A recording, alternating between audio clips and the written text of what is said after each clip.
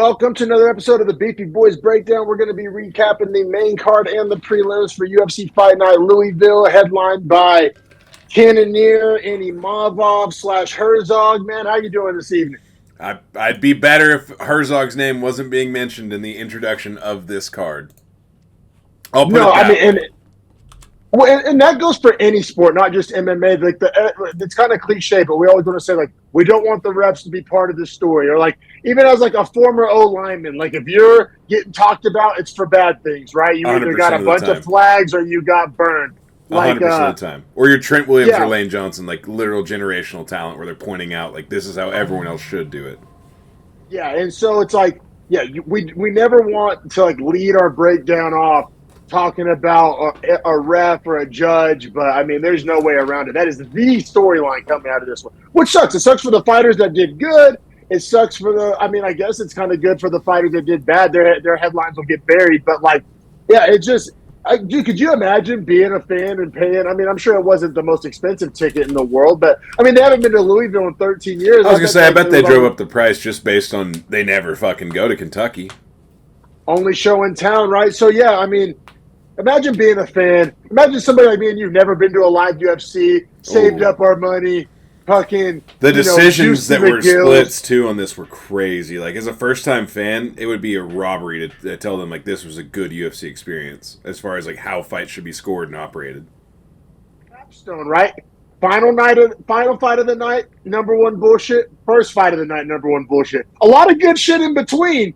But just you start with the bad taste in your mouth, you finish with the bad taste in your mouth, and it's just it's tough. It's tough, man. But I mean, I gotta say, and once again, it's a damn shame that this is what we're talking about because I looked forward to coming in here and debating the round by rounds with you because we had a razor close main event. I mean, I would debate that every round was kind of debatable, maybe not one, but 2 and 3, and then we were trending for 4. It was all.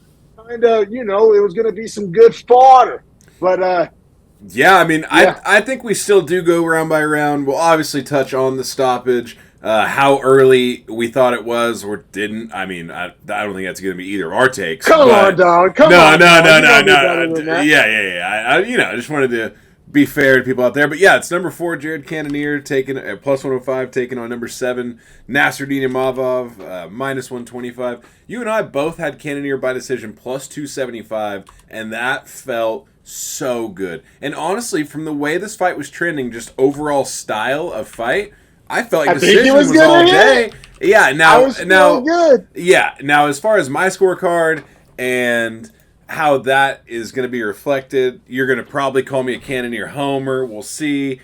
No, you might call me a Cannonier homer too, but honestly, go round by round, but just broad stroke of like how we were seeing this fight. It sounds like we were seeing it similar. Imavov was having success. He was having moments.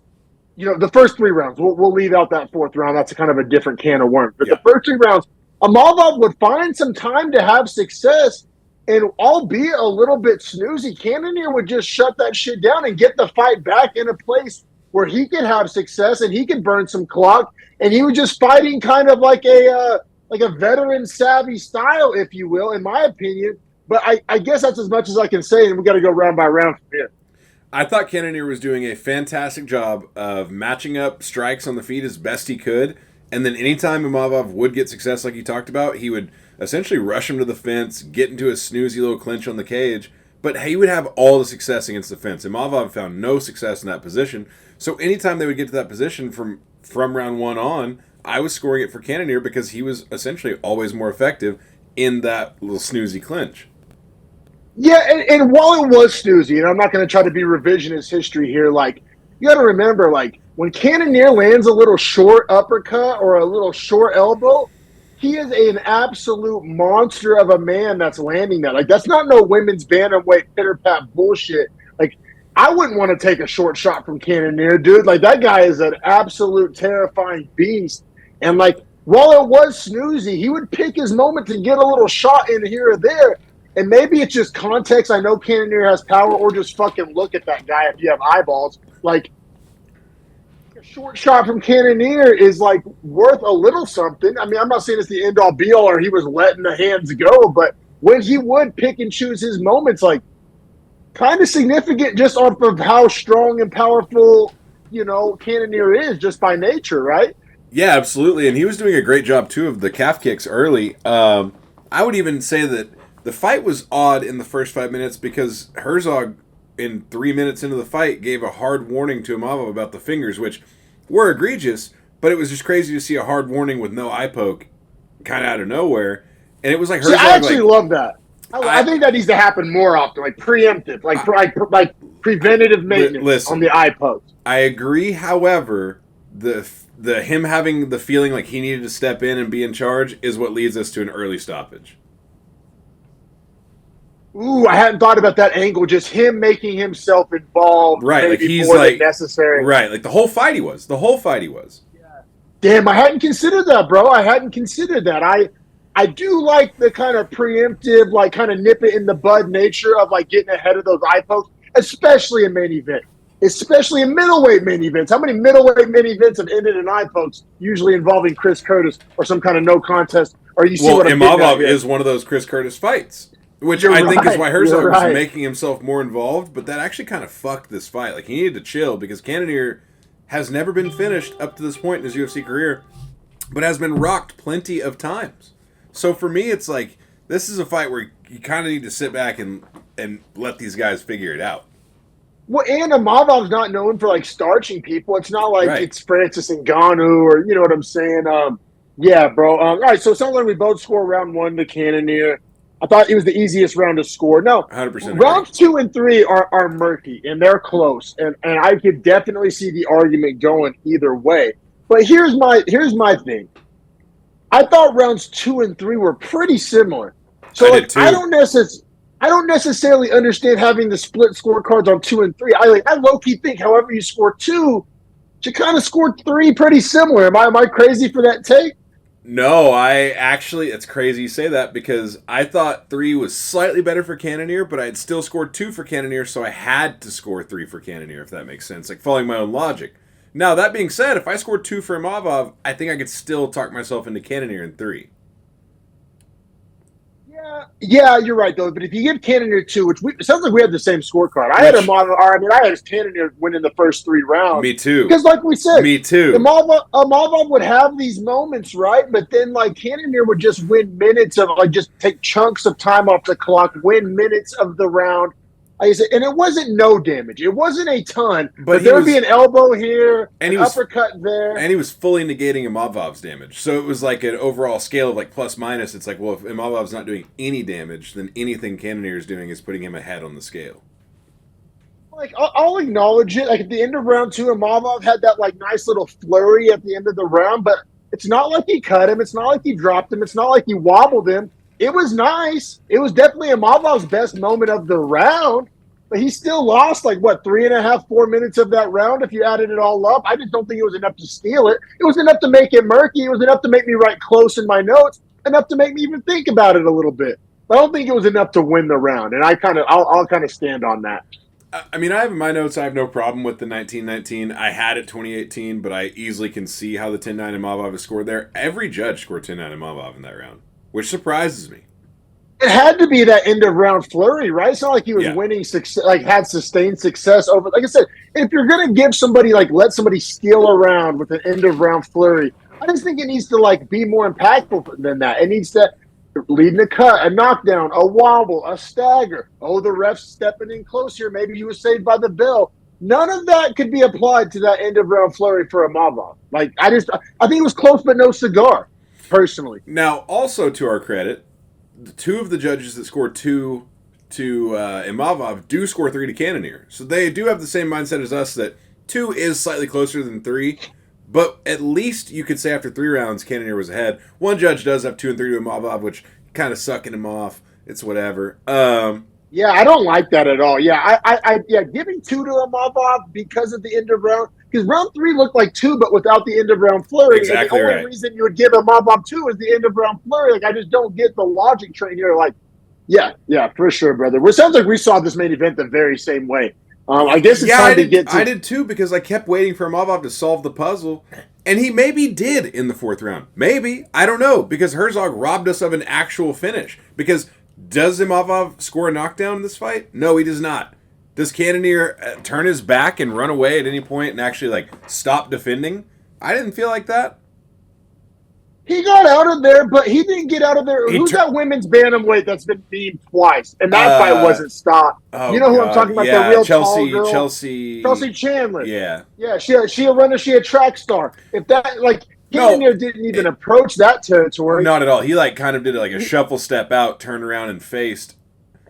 Who else has done that before and got away with it? Sugar Sean O'Malley, champion of the world. Yeah. He'll get the fuck out of Dodge when things ain't going well. I don't think there's anything wrong with that. To me, it's intelligent if you're looking back and checking for where your opponent is, because it wasn't like Cannonier was surprised and Imavov was still on him. He just was turning around to reset the spot in the cage. Yeah, getting the hell out of Dodge, in caveman breakdown terms.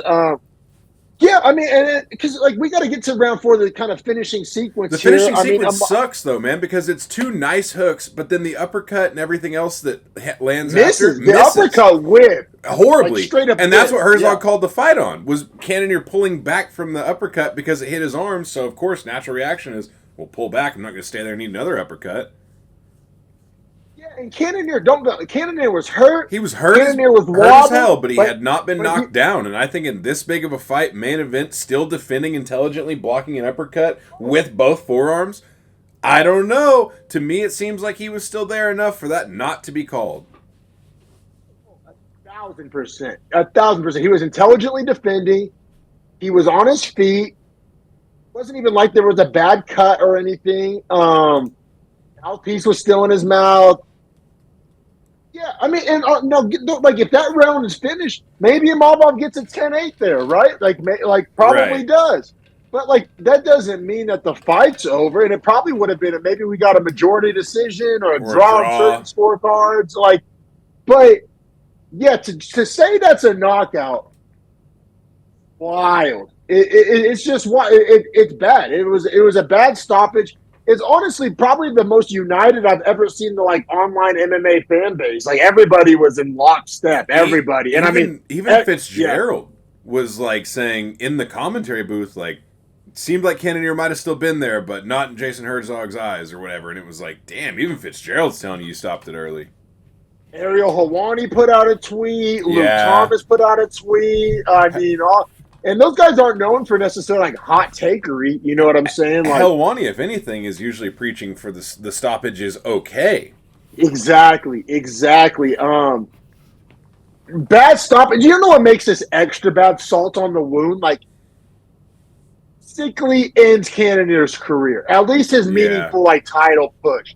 Which sucks, dude. He's 40. What, he's going to have to win another 4 to get back to like where he is? The promotion already wasn't doing him any favors and making him take the long route.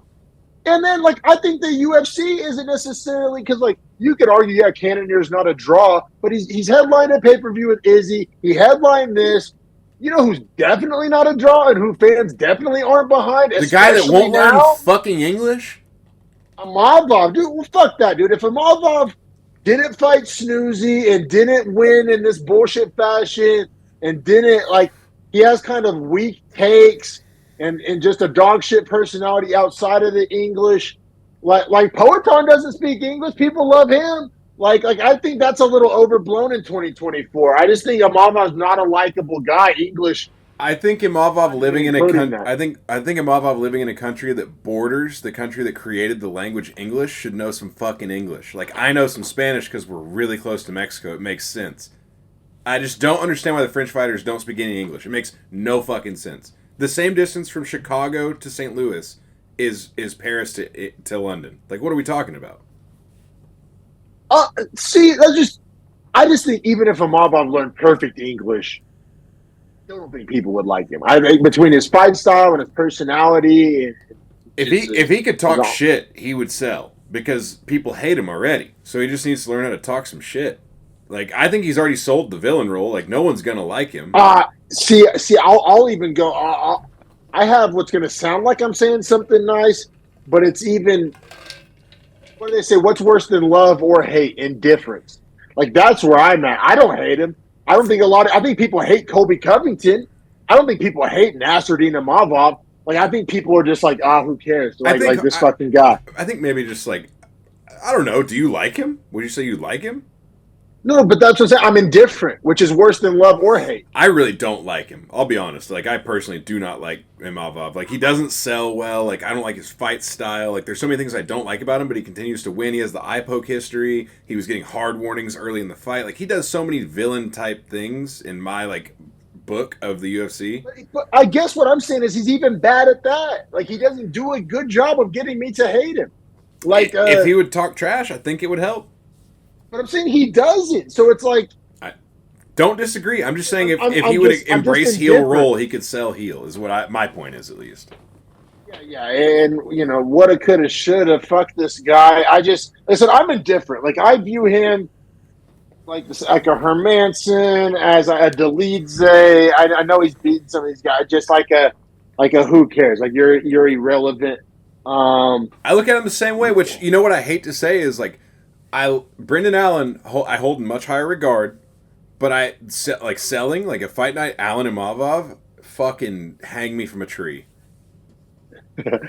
I think that's what's going to happen. That's what Dean Thomas. It makes Dean all the Thomas sense was on pushing earth. for that. Dean Thomas was pushing for that on the post-fight show. Oh, And then, man, doesn't he coach Brendan Allen?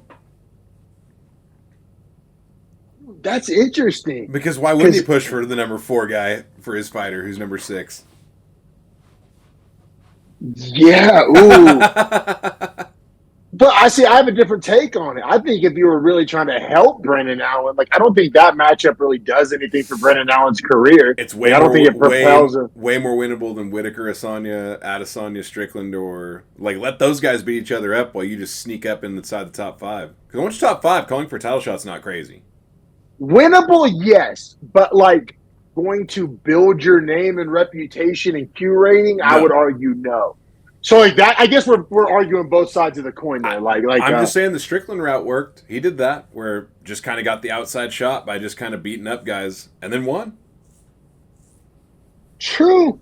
And yeah, Brendan Allen isn't overly likable himself. No, so that's what I'm saying. Like that's why I think he needs a big win, and he doesn't have the mouthpiece that Sean Strickland has to kind of like rap, like get headlines and stuff. Like I think Brendan Allen needs a win over somebody that people give a fuck about, and I don't think Imavov checks that box. But point well taken that it is a winnable fight for Brendan Allen. I agree with that. Yeah, I think it's his best chance to get top 5. Because Vettori, Whitaker, Adesanya, Strickland, Duplessis, all much harder fights than Imavov. And then as far as Cannonier, it's like if he wants to keep cashing checks, I would never hold that against him. Let me get Cannonier, Costa. Let me get the bodies. Sure.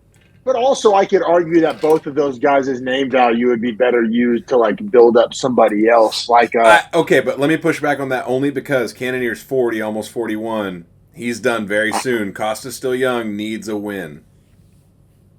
Yeah, but like personally, I can see like a Kyle Braulio. Like Kyle Braulio, if he gets a win over Cannonier or Costa, either one of those, like that's the level of guy that I think needs a like Costa or Cannonier name.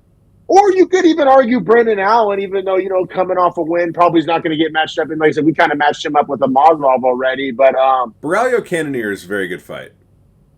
Or like if Kamaru Usman like legitimately wants to make a run at middleweight, Cannonier would work. Super fun too. I very much like that as well.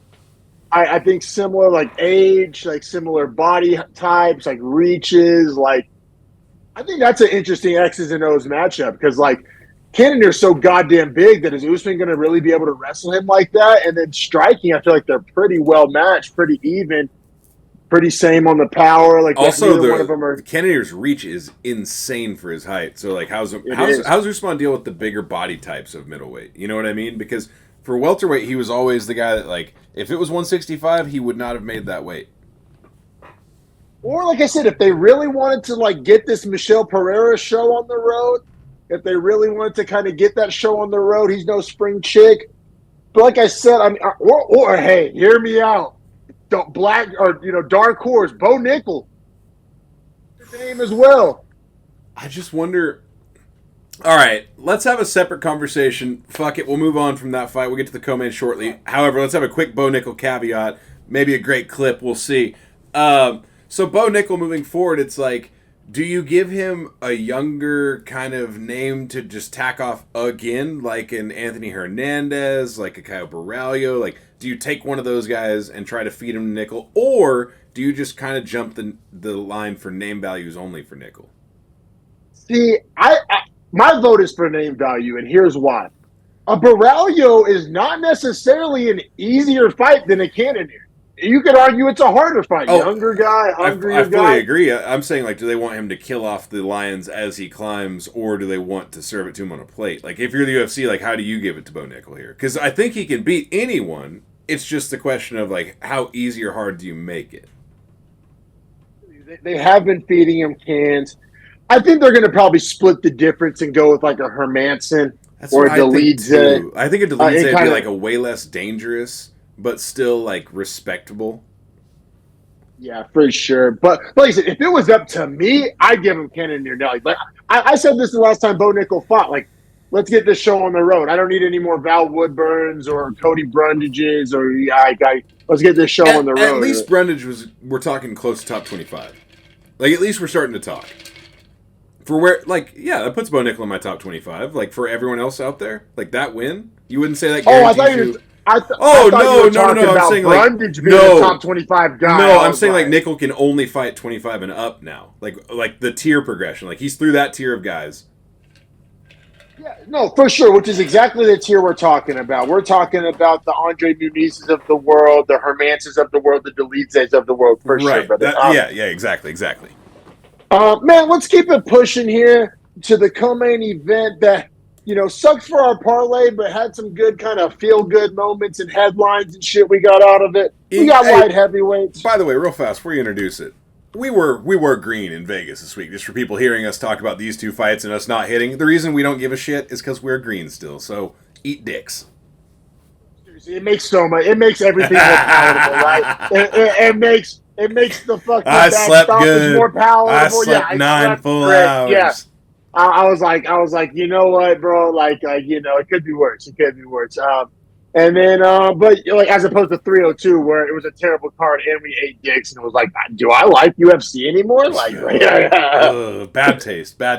Yeah. So definitely more palatable. We are back in the green. Get right week, baby. Shine our own wheels. Let's go. But yeah, man, 36-year-old Dustin Jacoby, big favorite here, minus 240, was the fourth leg on our parlay that was hitting up to this point. Taking on Dominick Reyes, who was on a big L streak, but obviously had fought for the belt, debatably beat John Jones and got robbed. High highs and low lows for Dominick Reyes. Plus 195 dogs, still hanging on to that 15 ranking. And, man, we took Jacoby. We just thought that, Reyes was done. He was washed. And we weren't alone there. I mean, Vegas thought he was washed. Pretty much everybody with a pulse and a brain. I mean, I know Henry Cejudo and Kamaru Usman both picked Jacoby on their podcast, so I don't feel too bad about it. Those guys clearly know their shit.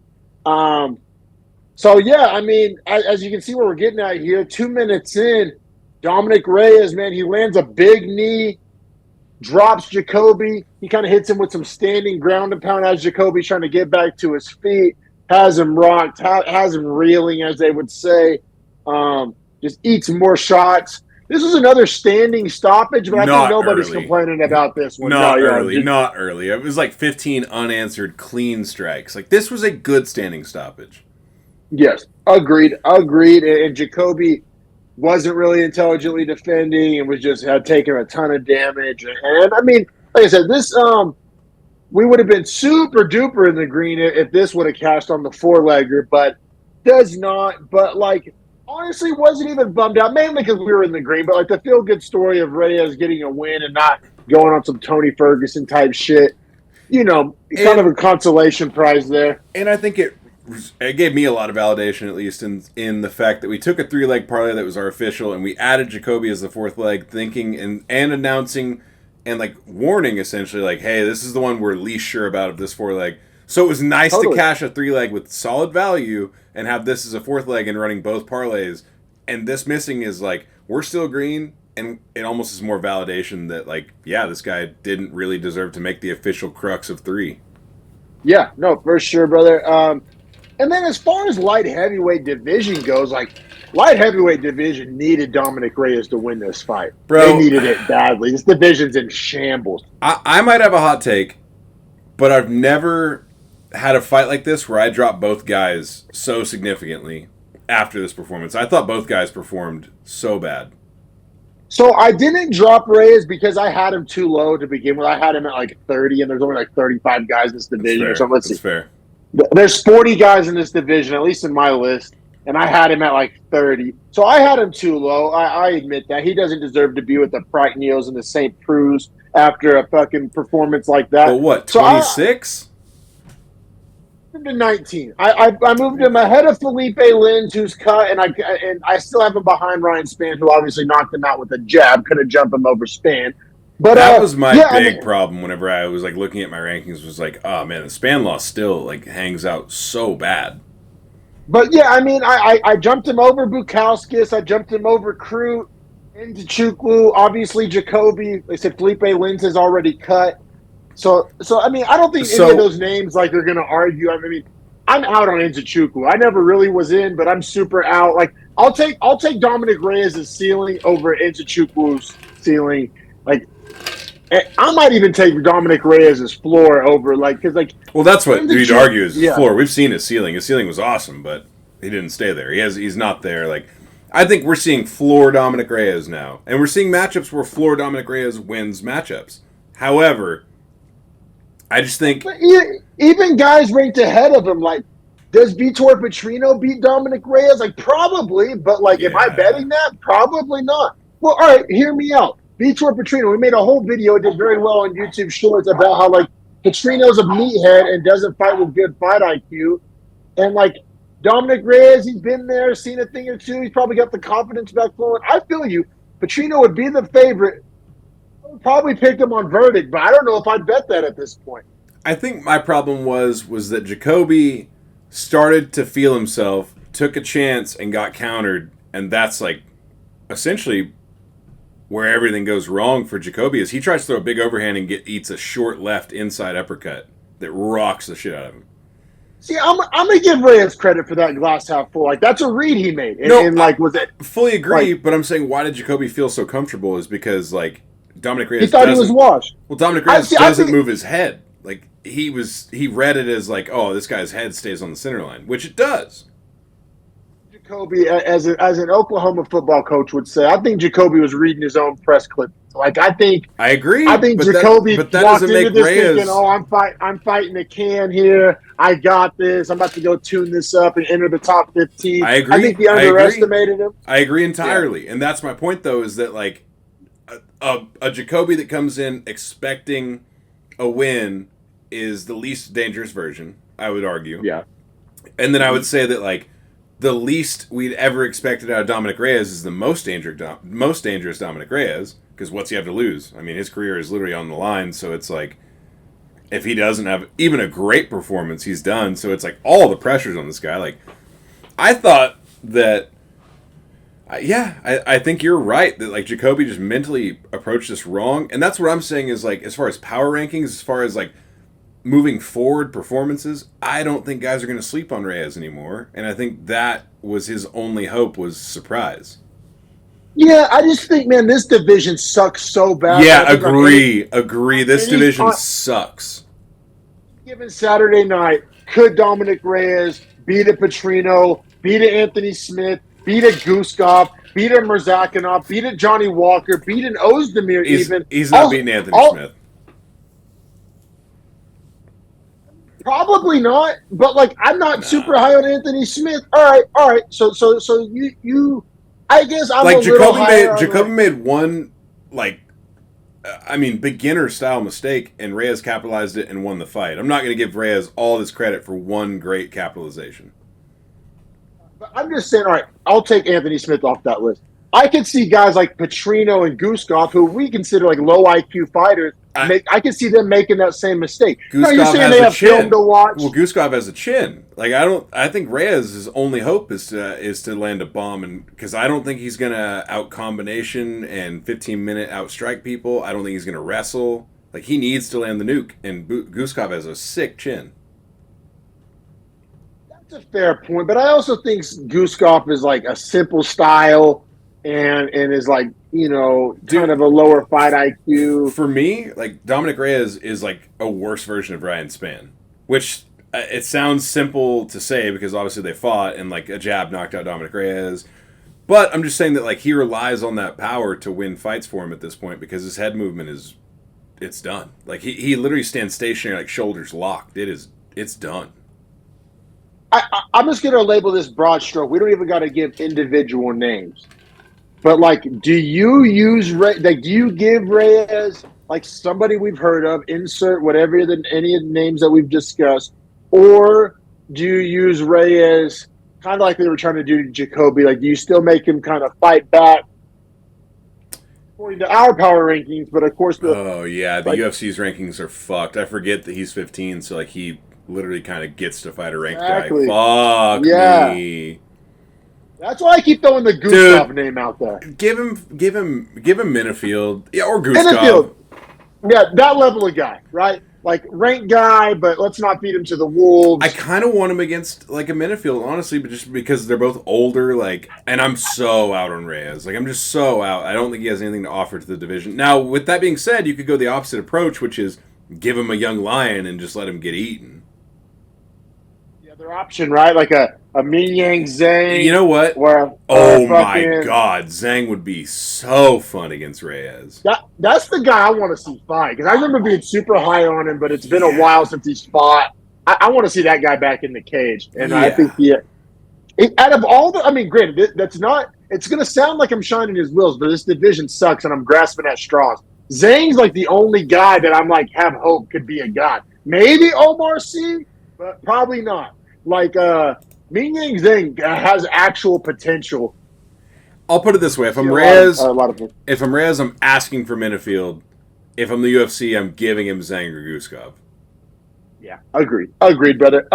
Man, we spent a lot of time talking about a 2-minute fight, but I mean that was a big headline. It was the co-main. Dominick Reyes got a win. I think that was worth spending a little time about. Kind of shook up the whole light heavyweight division in a way. 9 minutes, 30 seconds. It's not too bad. Not the worst, man. Let's get to Crimson Chin, Raul Rosas Jr. minus 245. Taking on, you know what I'm saying, Ricky Tercios, plus 200.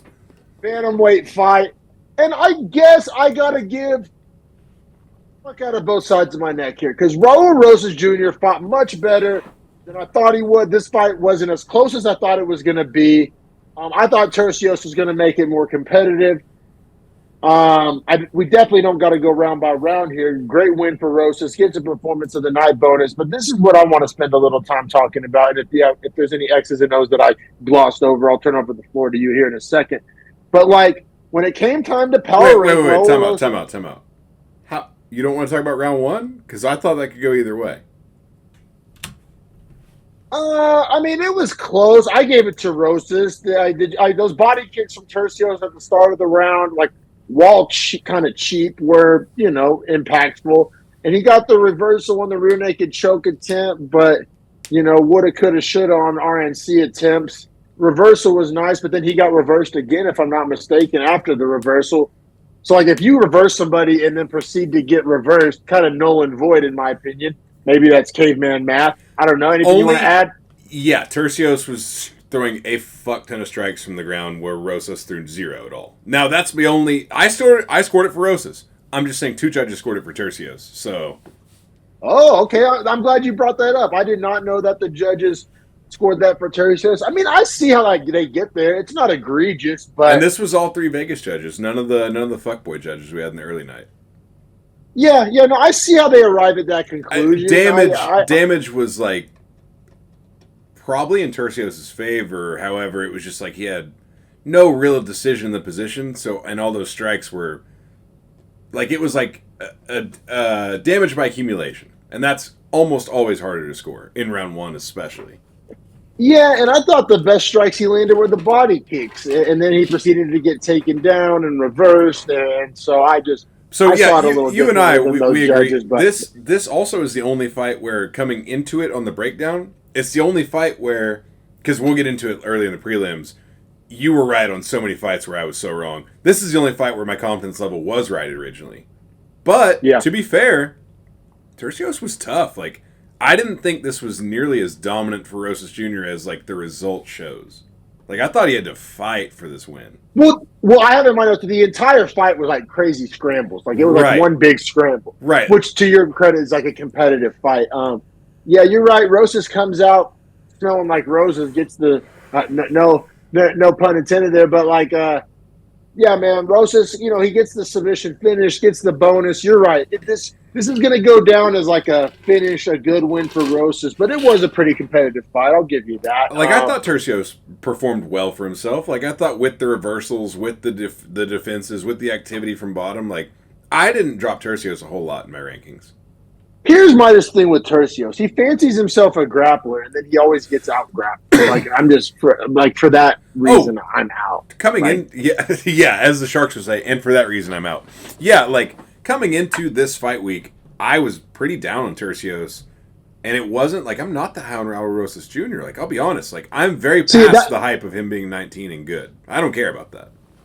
That's where I want to get to, man. Power ranking Rosas Jr. after this win. I literally didn't really move him up, dude. Like because you know who I have above him, and people may say this is a hot take, but I think the hardcores out there will pick up what I'm putting down here. Not the name value, but as far as who wins if they fight, I have Gene Matsumoto above him. I mean, he's also young, 24 years old. That would be a very close fight. Very close fight. Or maybe not, like for different reasons, right? Because they do different things. Matsumoto, he has more experience, slightly older. I think he's a little more dangerous. Definitely way more dangerous on the feet. That's what I'm saying. And then, I mean, he is a Brazilian. I just don't think he's going to get like outclassed in the grappling. Well, I think he's judo, right? So, like, I don't think the throws are going to be a problem. Like, I think you're going to actually have to hit like a low entry single and like take him down and work to his back. And now where Rosas separates himself from a lot of these grapplers is he can wrestle. He can get top position. He's not necessarily pulling guard on some Paul Craig. He's got a pretty solid chin, too. And I know it's crazy to say because it's so misshapen, but it's a pretty solid chin. Yeah, agreed, Crimson chin. But like, I think one of these days, I mean, hell, it already has, but like one of these days, man, you know what my fear for Rosas is, and maybe fear is a strong word. I'm getting Chase Hooper vibes. Are you not getting like he can grapple, he can beat some cans. I think if you put him in there with like a legit world class, like just well-rounded guy, or even a world class striker, I think he's going to be in trouble, dude. Like his chin has been all right against cans, but like, or even like C-Rod's not a can, but he's not like you don't fear his power or his you know what I'm saying. A C+ striker. I think he has a little more fire than Chase Hooper. Like I think when you hit him, it wakes him up a little more, and he doesn't shell as much. Like I think he gets more aggressive. I think that plays to his strengths. More of a dog, but I just see this scenario with just like, remember when Chase Hooper, he was 20 years old, he was submitting cans, he had a hype train, he was funny on social media, almost all the exact, you could copy and paste all that shit for Raul Rosas Jr. But then after Chase Hooper got to a point where they had to start actually matchmaking him, and he ran into some trouble. And I'm still not out on Chase Hooper, but like, I could just see a point where, like, maybe 3 years from now, Raul Rosas is maybe still fighting on prelims. Maybe he's taking an L here or there, but the kind of steam is out of the hype train, and he kind of finds himself as a middle of the pack, just kind of a guy, like, definitely not bad, but, like, I think, and he's learning on the job, right, which everybody advises against doing. Like, it's like, is he going to learn striking, like, in the UFC against, like, it might be a point where like 5 years from now, we're like, man, we kind of rushed the whole Raul Rosas experiment. Like, that's what this is, in my opinion, is that Dana found a 17-year-old that was better than everyone else that was 17 or maybe even 20 at the time, right? So like the youngest, best kid in an age group. And then he was like, listen, the marketability of that alone is what we're going to sell him on. We're going to give him cans, whatever. We know he can beat these 30-year-olds, and he's 17. So we'll sell it like that. And then they get to C-Rod, and they're like, as an organization, okay, let's actually test him. We know Christian Rodriguez is a solid fighter. He decent. Decent, exactly. Solid, decent. However you want to. Not world beater, not top 15, not like rising for the belt, but decent. And so then we see that fight and we realize, oh, Rosas has some holes. And so then the UFC, at that point, I mean, he's still 18 in that fight. He's 19 now. The older he gets, the less they can sell that youth. So for me, it's like a decrescendo. Like the C-Rod loss was the peak of the age sell. Now it's like an ability sell. And I don't think his abilities are worth as much as they were whenever he was 17, if that makes sense. A la Chase Hooper. Like, that's almost directly describes Chase Hooper's, like, career arc. You know what I mean? And like I said, I don't think Raul Rosas is bad. I think Raul Rosas can be very good, but just the one-dimensional nature, the too much too soon, like, how do you matchmake him? And then, like, I'll get to my point that I've been, I guess, taking a while to get to here, is like Raul Rosas Jr., man, I couldn't move him above 52. Because, like I said, I mean, above him, and you could argue, maybe some people don't like this, but, like, there's some guys I like. I like Gene Matsumoto. I like Vinicius Oliveira. I like Victor Hugo. What about him versus Lapilus? You know who I really wouldn't mind seeing him against? Or has he already fought Cameron Simon? He already fought him, huh? Yeah. No, he hasn't. Did he beat him? No, he hasn't fought Simon, because Simon isn't... Let me check real fast. I got it right here. So, Rosas has fought Jay Perrin. Oh, my God. Christian Rodriguez, not Terrence Mitchell. Wait. Yeah, Terrence Mitchell, which absolute can, and Tercios. That's what I'm saying. Mitchell and Perrin are literally some of the worst fighters to ever, like, get signed to the UFC. Like actually, like, Marnik Man level of anti-pound for pound cans. Like, that's why I just still, like, I don't know, bro. You know what I wouldn't mind seeing? Like a Nate Maness, Simon, maybe an Alateng Haley, maybe. Like, What'd you think about Lapilus? What I mean, because you got to consider the name value in the UFC. Like Lapilus is fighting early card, but I think he's honestly maybe better than Raul Rosas. You know, the only reason why I would concede that, first off, I'd probably bet Lapilus, but Lapilus' takedown defense is dog shit. So, like, matchup-wise, Lapilus, I think he's gotten taken down in every fight he's ever fought in. Did we watch the same fight yesterday? Yeah, we did. And Lapilus got taken down in that fight. By a guy who can only wrestle and went to college for wrestling and got up both times and then proceeded to outstrike him and win every single round. Yeah, no, I'm just saying he gets taken down. Like, that's an objective fact. Like, and I'm just saying, like, Rosas could get to his positions. I'm saying, I led the whole sentence off by saying I would pick Lapilus. I'm just saying, matchup-wise. He gave up one takedown on 6 attempts from Cody Stamen. That's really good.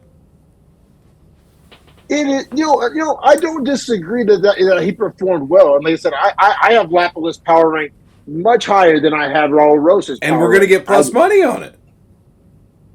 On Lapilus, you think? For sure. Vegas is going to overvalue the shit out of Rosas. Because of the way this positions. Like, they have a main card. Like, everyone thinks his skill set is much higher than Lapilus. Where that's why I'm saying, like, Lapilus should get that shot. What about Brad Katona? Also my fought on this fucking card. God. That, you want to put me to sleep with a fight? I guess. Sign it. Honestly, that's like, I wish both those guys weren't in the UFC, Rosas and Katona. They both bore me to death. Rosas bores me to death. He gets finishes, but guess what? He finishes cans, and he goes to decisions with good fighters and looks like dog shit. So I'm bored by that. That's where I'm at. I just don't know what to do with Rosas, bro. Like I said, I get Chase Hooper vibes. I guess we're beating a dead horse here. Dana liked what he saw. He gave him $50K. Gets to the win. Yeah, Dana gave him $50K because he begged and stole for it in his fucking post-fight interview like he does every single time he fights and gets a finish. He's 3 for 3 on asking for a bonus and giving some bullshit reason. I don't give a fuck. I'm over this kid. Can you tell I don't like him at this point? Well, see, and that's where I'm at with Tercio. If I like, and I guess, see, the thing about Raul Rosas, and I guess we can keep it pushing after this, is that, like, I just don't see how this ends well. I think, like, I hope it doesn't. I just think that the name value is gonna get to a point where he's gonna have to fight real guys, The name and I value just don't has see exceeded the skill set by a lot, and that's why I'm like ready for it to be extinguished. Patty vibes, right? That's the real Yes. comp. That's the Yes. real comp. Yes. Patty They sell vibes. me this guy like he's Patty, but he's honestly not personality Patty, and performance wise, like, maybe? Not really. I guess we'll see what happens here. I guess Like, there's no need to rush I'm it. not sold on either guy's performances, like Patty or him. I'm just saying, like, at least Patty has a long history of doing what he does. You know what I'm saying? I can fall back and say, like, well, he does this, but this is his history of fighting. Whereas Rosas, I'm like, dude, if you give him a tough fight, I think he crumbles. Because we saw it once. We haven't seen it ever again. And the UFC's afraid to do that. Now let's keep it pushing to a guy who I am starting to believe in, who I am moving up my power rankings, who I am, more of a believer in than I am Raul Rosas Jr. Bruno Ferreira, man. Bruno Ferreira. Really interesting. Yeah, and this is how I reach this conclusion, bro. On paper, resume, not the best, also not the worst. Not the worst. I will agree with that. Absolutely not the worst. That's kind of why I picked him in this fight. Was like loses to pretty tough guys and has beaten some pretty tough guys. And he's beat all the guys he's beaten who are pretty tough guys. He's finished in emphatic fashion. Or he gets so finished. if he has the same resume, I almost said recipe. If he has the same resume that he currently has, but their decisions, I'm not in on him. But the fact that they're electric bonus winning finishes, like that's bonus points. It's style points. Like I value that. And I think we should value that. I think there's a difference between getting a decision win off Stoltzfus and getting like a knockout of the year candidate bonus winning, like electric viral knockout for Stoltzfus. Because if you just see on Tapology win over Stoltzfus, you're like, yeah, whatever. But you go watch the highlight. Reminds me of whenever like Sean O'Malley knocked out Eddie Wineland. And it's like, yeah, it's Eddie Wineland, but also not a lot of guys can do that. You know what I'm saying? Like I agree the finish was sick, and once Fajeda, like in that last minute, he kind of like found his steam and was just lighting Stoltzfus up. Up to that point, I thought this fight was a crazy war. Like, and I honestly thought Stoltzfus was landing some really nice punches where I was getting a little worried because it was like, Fajeda, like you have more power. Like I know you're down for this brawl, but like he's beating you to the punch. And then the knee bar was deep as fuck. I thought he actually like twisted his knee out at one point. Credit to Fajeda's toughness, honestly. Well, see, that's what I was going to say. I'm going glass half full here. Maybe I'm just a Fajeda ball washer. Like you can also phrase all this if you want to be a spin master, if you want to be, an attorney here. He overcame adversity. Shots. He found himself in a fight that was harder than he thought it was going to be and still found a way to win. He came back. He dug deep. I like those points. My only problem is I had Stoltzfus ranked so low.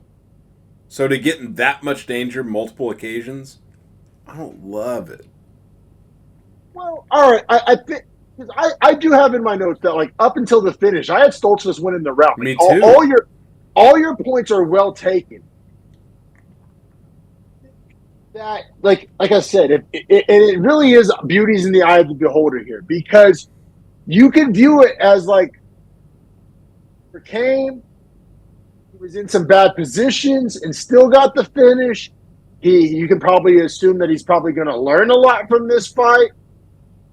I'm viewing this through Fajeda colored rose glasses. You know what I'm saying? Like because your points are well taken, and I've had this kind of internal debate with myself. I was like, is that a bad win or a good win?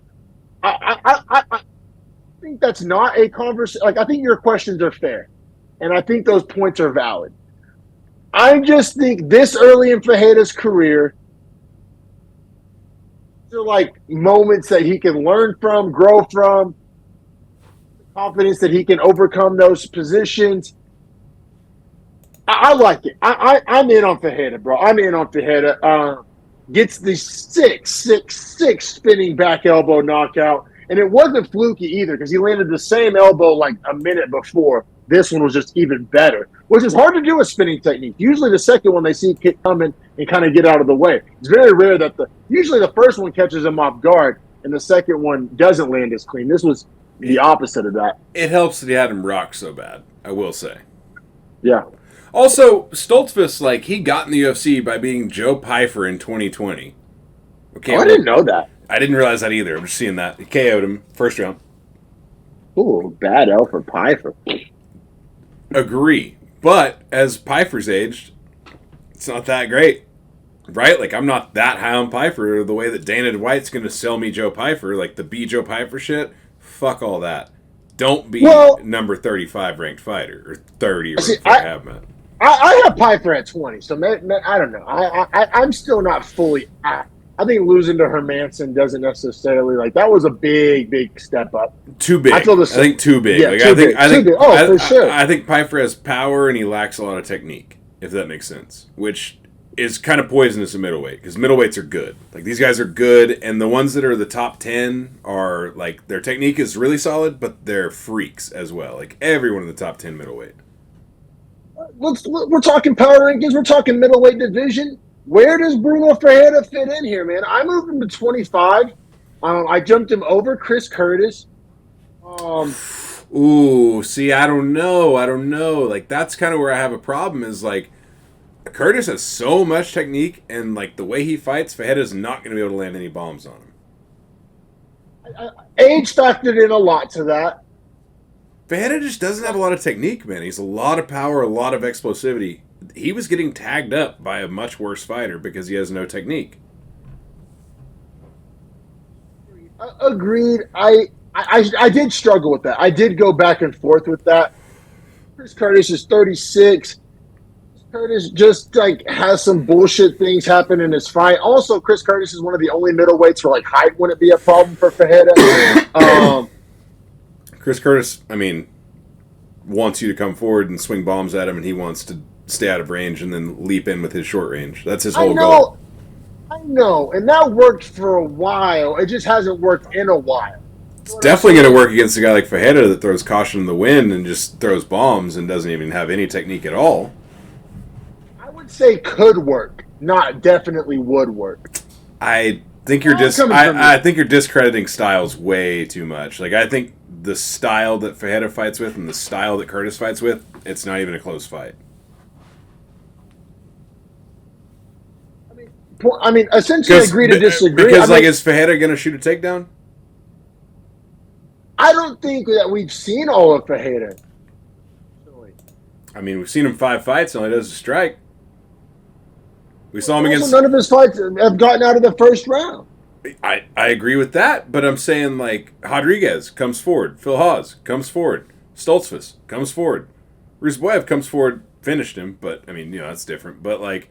Everyone he's fought comes forward. Chris Curtis does not come forward. I know. I'm not sitting here trying to convince you that Chris Curtis is going to come forward. I think that Chris Curtis is old, inactive. He's going to whine. He's going to cry. I think Chris Curtis has some chinks in the mental armor. He'd be looking for ways out of fights. I don't think he's necessarily the toughest guy.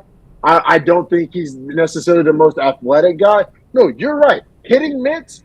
Chris Curtis is going to look a lot crisper, and I feel you. Chris, styles-wise, would be a problem for Bruno Ferreira. I just don't think it's not an overcomable problem. Like, does Chris Curtis probably win round 1? For sure.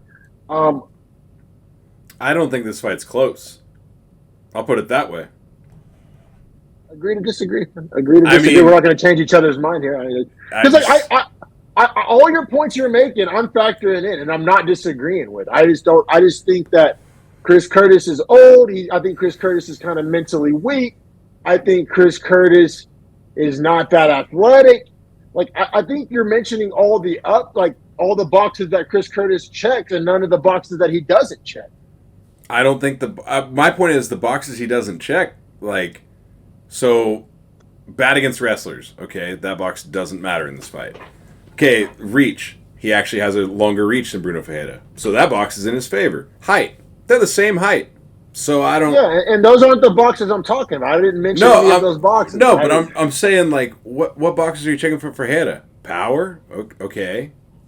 Athleticism, youth, mental toughness. Youth, I mean, sure, but I would also check, like, intelligence is the opposite box of youth in this case. Like, Chris Curtis's fight IQ is 4 times Bruno Ferreira's. You think Chris Curtis? I'm just saying. I guess I think Chris. also having Sean Strickland walk you down every day in practice is Bruno Ferreira is not a problem. But when does that age factor in? Like, you think in 18 months he still beats Bruno Ferreira? In 24 months he still beats Bruno Ferreira? Like Until I see Curtis lose like his counter speed, then I'll say he beats him. But when the counter speed is gone, that's all he fights with is counter speed, and that's all you need to beat Bruno Ferreira is a good counter. I think Bruno Ferreira can figure it out. I said I'm giving him benefit of the doubt. Figure it out. Bruno Yes, Ferreira does dude. one thing: march forward and throw hooks. Figure it Just, out. all right, You don't even have to figure it out him. It's easy. Just because somebody has only done one thing, that doesn't mean that's all they can do. And when he lost, that's all he did. But you're saying that he's never going to get any better. He's never going to figure anything out. He's not going to watch any film. His coaches aren't going to devise the game plan. Of course, at a point they won, like age, of course. But I'm just saying, like, I don't even think it's a fight the UFC ever makes. I don't think that Chris Curtis falls far enough, and I don't think Ferreira climbs enough. Well, dude, it's just like Alaskarov is going to polish Bruno Ferreira. Bo Nickel's going to polish Bruno Ferreira. All these young guys that are his same age are going to polish guys that ranked above him and above Chris Curtis. So we're never going to see Curtis fight Ferreira, is my point. So, like, age doesn't even matter because they'll never catch each other. Doesn't make me or you right or wrong. It makes this debate kind of pointless, but it doesn't make me or you right or wrong just because the fight will never happen. Like, I guess theoretically, yes. When Chris Curtis is 40 and Bruno Ferreira is 28, Bruno Ferreira wins. That's basically where we're at. Give or take a couple of months. Curtis is what, 37? Exactly, so which is when people fall off. So 3 more years he beat Ferreira? That's what I'm saying. I don't think Chris Curtis. I guess I'll 37 and a half, 38, it happens. Like you're right. Maybe if they fought tomorrow, maybe Chris Curtis wins. But, like, if they were to fight, it wouldn't be for 18 months, 24 months. And by then, give me Bruno. This is crazy. This is the first pro-Chris Curtis argument from Harrison on the history of the pod. I'm never pro-Chris Curtis, but, like, bro, he KO'd Buckley in the second round, and Buckley is the exact same style of fighter as Ferreira at 85. Exact same. And Chris Curtis also that was Buckley. Some miles ago, man. That was some miles ago. That was 14 months ago. Yes, which matters a ton when you're 37, bro. Like, what? I don't see it. I haven't seen him slow down in his fights. Like, I'm not going to consider age till I see it. Chris Curtis. I mean, you're only as good as your last performance. You're not as good as the performance I predict you to have. You're only as good at Bruno Ferreira. All right. Let's keep it pushing. Bruno Ferreira's last performance wasn't good. You just said he was losing the round until he knocked him out. That's not good. It's not like he got like you're mesmerized by this KO. I can see it. You are projecting small sample sizes. Because everything Ferreira gives a small sample size, whether he gets finished or he gets the finish.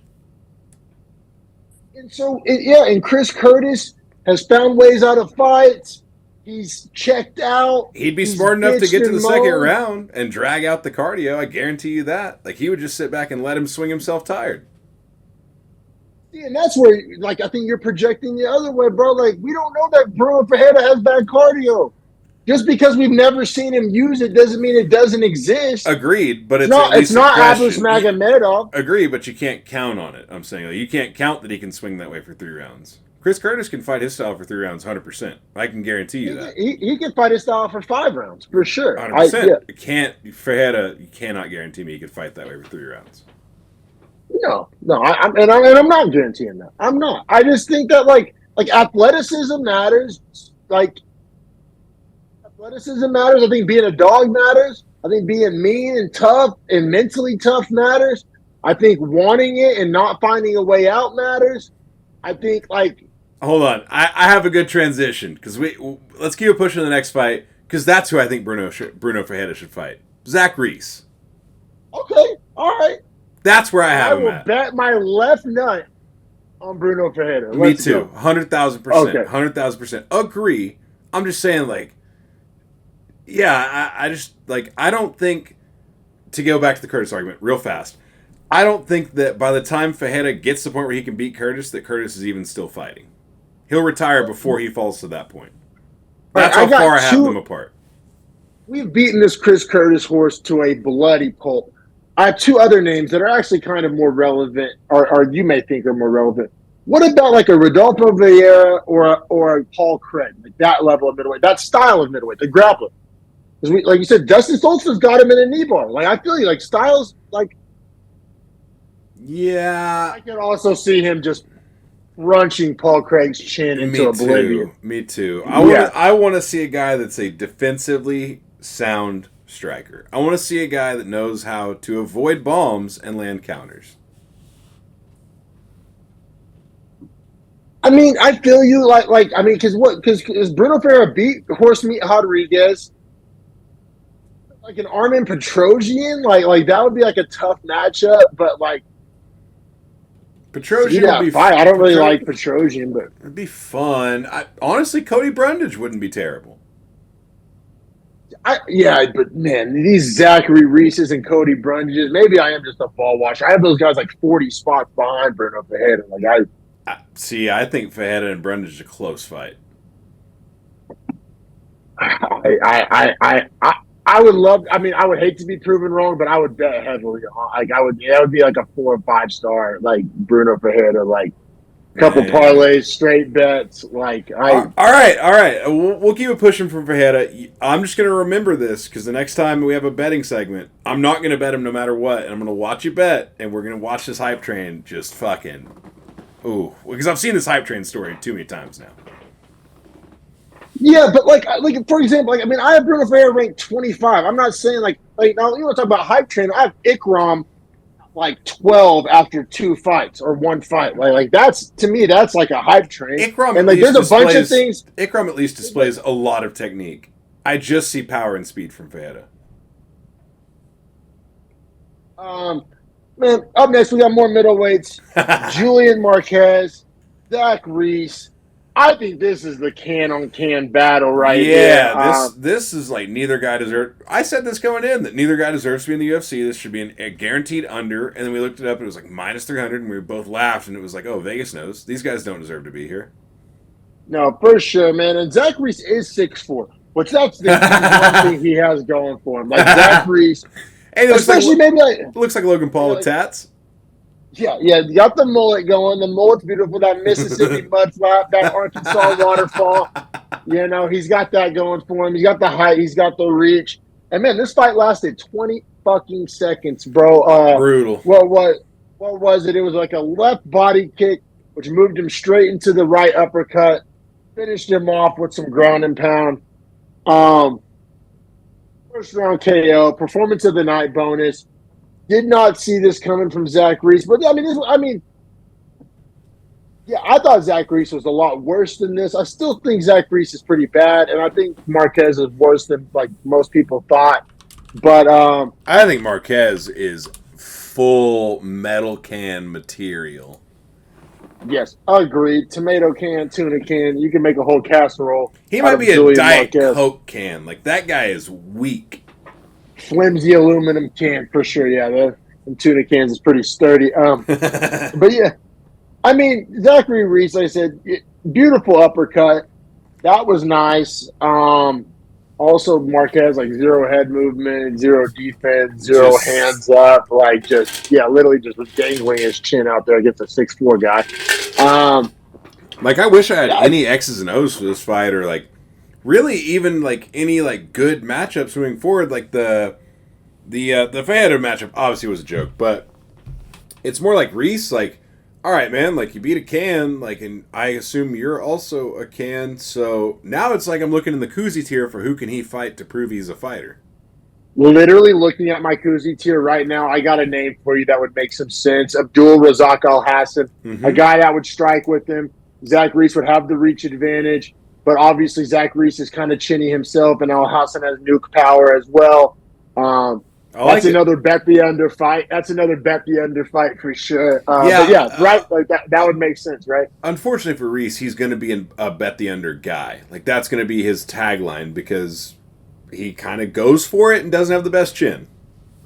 He has the lost to Brundage already, right? So, like, yeah, and he got finished by him.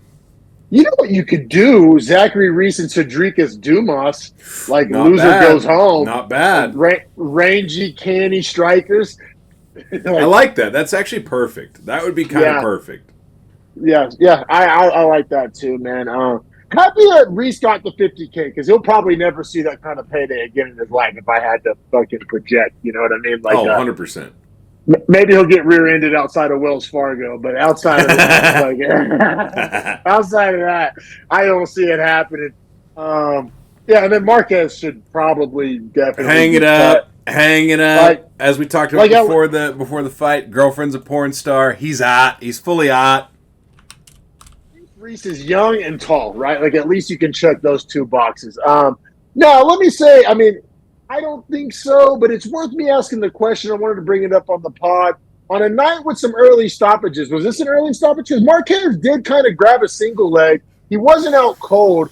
Wasn't as bad as the main event, obviously. Wasn't the worst stoppage ever, but I thought it was like worth asking. I don't even have like a bullish opinion. I'm kind of indifferent. If it But wasn't a guy I'd seen be like flatline before, because I've seen him do kind of the same thing before where he gets starched and then is like somehow back up quick, but like is barely able to stand, but like he's arguing with you while he's trying to still lean on the cage to stand up. I don't know. For me, it was like I was very okay with it just because like I don't have a lot invested in Marquez's future. I don't think his past has showed us anything to like derail me from that opinion. So I was all right with it. Now, could you argue it's early? Slightly, but nothing like the main event. no, not egregious. Not egregious at all. Yeah, fair point, man. You want to keep it pushing to the Yeah, curtain jokers? yeah, absolutely. Just because, like, I honestly need to eat a wheelbarrow full of shit for this fight and give you your flowers because, I mean, it's Punahele Soriano taking on Miguel Baeza. Soriano is plus 170, so the dog. Baeza's plus or minus 205. I kind of talked you out of this Puna run, mostly because dropping 15 well, pounds felt like desperate to me. I bet Puna by KO, so like I feel like an idiot for not betting. You got to be the most salty man alive, Oh, then. oh, bro, I was in full degenerate mode. My whole apartment complex knew I bet the fucking under in this one. I was screaming, standing up. My wife was laughing at me. I was in full. Bro, a record was broken for. I had Puna by KO. He breaks the record for most significant strikes in a middleweight fight. Bet somehow doesn't cash. I was yelling at my TV. I was in full scumbag mode. I Bro, was like a goddamn scumbag at the racehorse, at the horse race tracks. Like I was yelling. I mean, oh, dude, I was losing my mind. Sweatiest bet ever. so I think the big takeaway here is there's a judge that gives a 30-27, which is egregious in my opinion because there's at least one 10-8 in one of these rounds. There's at least you didn't give one, not round two. Could have, but like time, and this is why I'm not even mad at the ref. I'm mad at Puna here, and here's why. Time he'd be a nut hair away from a finish or a nut hair away from a 10-8. Like Those aren't the same thing. Those aren't the same thing. You're right. I probably should have given it 10-8. You I were think it was just probably pissed. bitter. Yeah. I was probably bitter. Yeah. Fuck this guy. But no, he would he not like let up at the worst possible moment? Yeah. Like he'd be a nut hair away from a finish and would try to hop on a choke or would try to just or he just go wouldn't chest to chest. or he was like too conservative. Like he should have just gassed for the finish at any one of the points. And whenever he was just laying hands on the face and the ref was yelling, "Move, Miguel, move!" That's when you just start flying punches at his face. Did Puna think he was in the fucking smart cage? He refused to use an elbow. It was He crazy. refused. Was this an Amy fight, bro? No ground and pound elbows? Like he literally, bro. If 15% of the ground and pound would have been elbows instead of punches, that's a finish. Yeah, I couldn't agree more, man. I mean, he landed 331 strikes. He landed, I think, 140 on the feet, so 170 on the ground. But I'll say, even as a Puna by KO better, like a lot of those strikes reminded me of like women's bantamweight ground and pound. I agree. Like, I agree. They weren't meaningful. there was just nothing on them. They weren't even really well placed. No, in the first round, there was a lot on them, and they were really well placed. And I don't know if it was a cardio issue, if it was a kind of killer instinct issue. if it was just the kind of, he seems so unsure of himself. You heard it in the post-fight speech where he was saying, I might retire, I might jump off a bridge, I might fucking like, I don't think his confidence, I don't think he was like a fucking dog off a leash, right? Like he was like so like scared of his own shadow and afraid to fuck up. It's crazy because I read this right. This was a desperation cut. Like clearly from his post-fight interview, it was like he was like couldn't figure out what the fuck else to do besides drop a weight class drastically. However, dude, it fucking worked. I love Puna at 170. At 170, 11 minutes of control, 5 of 6 on takedowns, has great wrestling, is a much bigger body type, so the wrestling actually matters. He might not have his KO power. I don't know. That might have been a decision to go cardio base, which is fine. If he's going to dominate wrestling, you can make that trade-off all day long. Colby Covington has made a career on that. And then also didn't have to see his chin get tested because he's able to grapple and wrestle so much more effectively and the guys are smaller. This actually was a weight cut that was super smart. Yeah, man. And he was very candid about it. He was like, yeah, I can't take down 85ers, but I can take down 70 know he could pounders. wrestle like this. And he's apparently I think he wrestled in college, which I didn't know either. Because he fought like a big Exactly, because at 85, he just could not get those takedowns, which is crazy, bro. If your background is wrestling and you think the weight is the problem, why would you not have dropped weight classes sooner? He strikes me as maybe not the most disciplined guy or the most focused guy. Like, he just isn't, like, all in. Like, what do they say? Like burn the bridges or burn the ships or, like, whatever. You know what I'm saying? Like, that way you can't go back. Right, like, yeah. I feel like Puna's not that guy. Or maybe now he has. Maybe dropping to 170 was burning the bridges or burning the ships, whatever the saying goes. But like, you know what I think it really was? 170 and this performance and how good he looked. Like, I think he is going to absolutely burn the bridge back to 85. Yeah, for sure, man. Cash is us plus 170. My plus 260 by KO bet doesn't hit. That sucks because you deserved it, honestly. I'll say, bro. Like in the worst way ever, but you know, like the basic idea behind betting on sports is like it makes it a little more fun. You have some skin in the game. Like it makes it worse for me, honestly. Like I've been getting the horrible anxiety now. Like I lost this bet, but like it made this fight so fun that I was standing up, I was yelling at my TV. I was so invested. Like otherwise, fight is a nothing burger, right? If you have no money on this fight, Puna versus Miguel Baeza, like. Both guys one fight away from being cut. Kind of doesn't matter. Like, even though I lost the bet, I'm kind of low-key glad I bet this. It was a little sprinkle. Like, it made me so much more invested in this fight. Like, it was a really fun to kind of sweat this bet, even though I lost it. It's a fair point, because my whole enjoyment was thinking about you having the KO whilst watching it. So right. It's me, like, literally sitting there like, I can't believe this isn't a finish. I can't believe this isn't a finish. Like, fucking D-Mac, I can't believe this. I wonder. I know, bro. I know. It was crazy. But yeah, thanks for giving me my credit on the Puna pick. Puna looked good.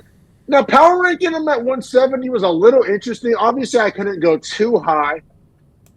Your thoughts on this? I'm not going to be stubborn like I was on the Fajeda one. I'm open for interpretation on this one. I put him above Wellington Turman, but below Tim Mean. I feel like Tim Means can maybe throw up some subs off his back. Puna, not the most technician on the ground, jiu-jitsu wise. Hell, Miguel Baeza almost threw up some subs on him. Granted, he was able to survive him, but I think Tim Mean's sub attempt is a lot harder to escape than a Miguel Baeza sub attempt. What's your thoughts on like that, like juxtaposition? Also, right above there in the same kind of tier, Sam Patterson, Matt Semmelsberger, guys like that. I think what I'll say tentatively for now is it's fair. Because I think Puna still needs to prove it. One more. Yep. So I'll put him there for now, but I think he gets a I have him in the Koozie tier. I think Koozie tier, right? Yes, but I think he gets a nice jump if he gets another win. Agreed, man.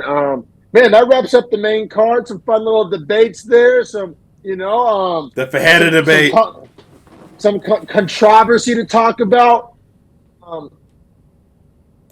And like I said, your points about Bruno Fajeda, well taken. There is a lot that he hasn't proven that he can do. I just don't think he's proven that he can't do it, I guess, is where a lot of my optimism is coming from. and he is a dog, and he is athletic, and he does have some things that you like can't coach, right? Like the explosiveness, the timing, the power, the grittiness, but you're right. There are some holes. I wouldn't even say holes, but like boxes that are not checked, but also don't have an X's. I mean, there's some question marks. We'll put it that way. There's some question marks about Bruno Ferreira. That could go either way. Here's who I liken him to, is like a Bonfim. Like, I think we see awesome performances until we don't, and then he gets like polished. And I think he sits always mid tier.